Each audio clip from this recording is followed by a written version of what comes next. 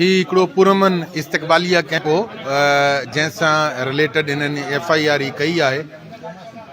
इहो विच शहर आहे, हिते CCTVs कैमरास लॻल आहिनि। इहा जेका FIR कई आहे उन जो मतन तव्हां पढ़ी ॾिसो त हुन में उन्हनि लिखियो आहे त फायरिंग थी आहे, सिधा फायर कया विया, न लठियूं हुयूं, कुहाड़ियूं हुयूं। त हज़ारनि जी तादाद में सोशल एक्टिविस्ट उते बीठा, सहाफ़ी बीठा, CCTV कैमरास लॻल।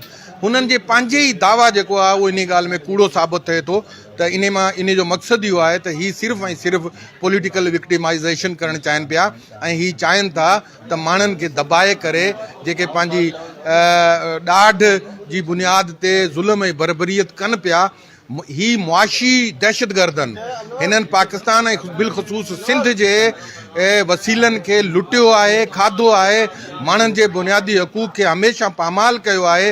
ही चवनि था त जेकॾहिं हिते माण्हू यूनाइट थी असांजे ख़िलाफ़ उथी खड़ा बीठा त सुभाणे असांखे ईवाननि मां ॿाहिरि कढी छॾंदा।